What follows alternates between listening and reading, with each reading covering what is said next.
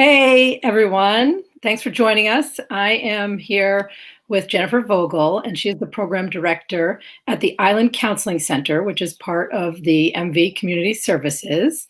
And she is going to give us a little info about what's been going on there during this whole crisis. And if you could, Jennifer, start with just a little bit about yourself first and how you became the program director there.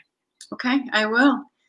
From a personal perspective, I resided on Martha's Vineyard in the late 90s and left early 2000s to return to my hometown with my daughter, always with the intention of returning to the island. And during that time, I had the privilege of working with a few great organizations outside of Buffalo, New York, and a program similar to Island Counseling Center, behavioral health, outpatient. I worked primarily with adults, and then I moved on to a diagnostic center for children and adolescents, and that was an inpatient unit.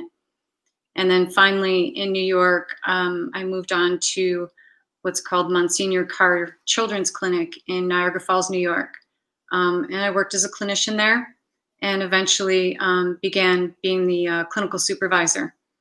Always the intention of returning to the island. So my daughter graduated from high school, and a friend who resides here strongly encouraged me to apply for the program director position in November. I think it was September 2016, and just a few short weeks later, we were relocating back to the island. Oh, wow. Yeah, so I've been the program director. I think it was officially from November 2016 until now.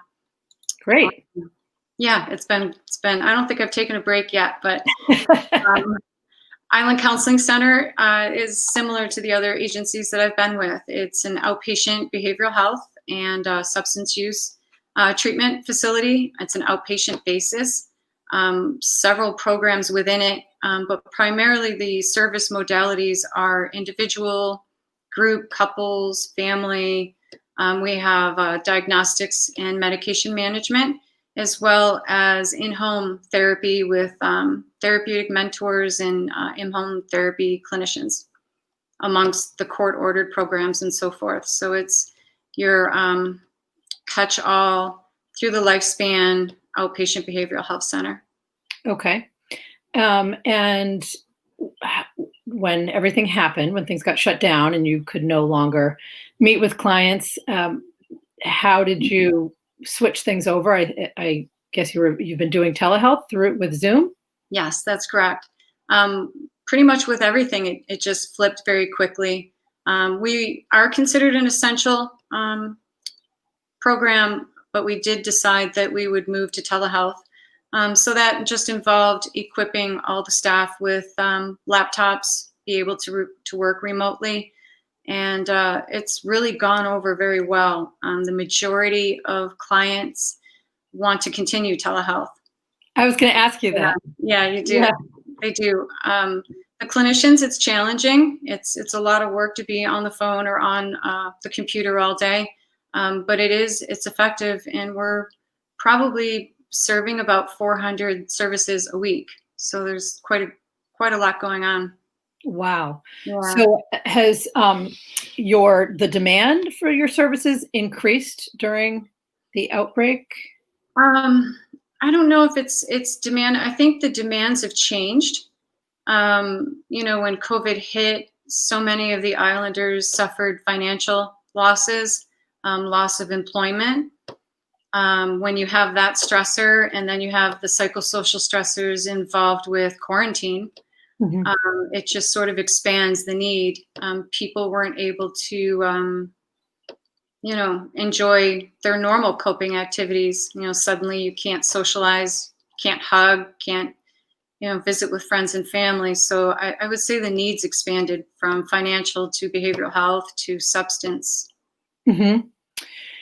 And, on a level where people may not feel like they need to make an appointment, I know, for myself and friends I've spoken to, there's a lot of sort of anxiety and the unknown. I think that's the hardest thing for me. I'm kind of a planner, and not knowing, if there's going to be a spike, or if we're really getting out of the woods, or, when things are going to open up, if they're going to open. So do you, have anything that you can tell people who are making their way through things, but maybe need a little guidance or tips?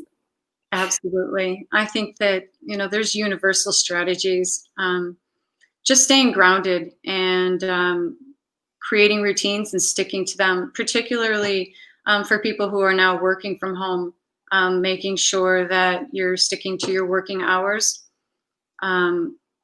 It sounds like a broken record, but exercise, diet, and sleep are really vital right now. Keeping that routine, eating healthy, and exercise could be anything from dancing in the living room to taking short walks, just anything that gets your heart moving, blood flowing, and movement in your body. Mm-hmm. I would say participating in regular contact, whether it's Zoom or by phone. Maybe every Saturday at 3 p.m. you touch base with a certain individual. Try to maintain some positivity and keep those schedules going. Mm-hmm. I Okay. think it's also a good time to bring those projects from the back burner out and, make sure every day you feel like you've accomplished something.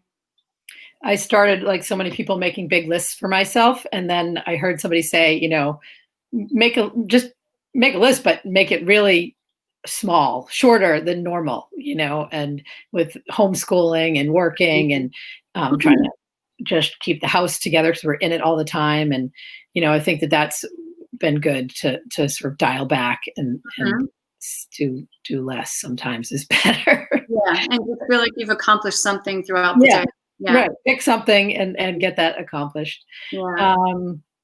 And if I have put something on the screen here, and is that the best place to reach you if somebody wants to make an appointment? Yeah, this 508-693-7900, extension 290. That's our central intake number. Okay. And they can direct you to the best services. We Okay. also have our Island Intervention Program, which is rather new in the last 3 years. And that's more of a crisis-based, immediate needs. So we do offer appointments on the same day through other programs under Island Counseling. Okay. Great. So down 290, that person will get you to the right program. Perfect. Great. So anybody can use that number. Right. Okay. Is there anything else that we've missed that you want to share? No, I would say that, Island Counseling is here and, we're in it together. So, and it is an affordable option. Yeah. Oh, I absolutely. guess we didn't talk about that. Yeah. And even if it's just some minor distress, we're there. It doesn't have to be a crisis to reach out. Right. Great. Okay. And something I ask all of my guests, if you have a message of hope for the community, what would that be? I might have to read this from a screen because it's something that sticks in my mind. It's Michelle Obama had said it. Part of her speech was that you don't ever underestimate the power of courage, because courage can be contagious and hope can take on a life of its own. So I would just encourage everybody to keep the hope and spread positive messages, particularly on social media. Okay. And that can be the framework for becoming a stronger community. I love that. It's great. It's something I haven't really thought of, but yeah, if you see somebody else pressing on and being courageous and being positive, it's contagious. Yeah. Okay. Well, Jennifer, thank you so much for joining me. Thanks everybody for watching, and have a great afternoon. Thank you. Bye-bye. Bye.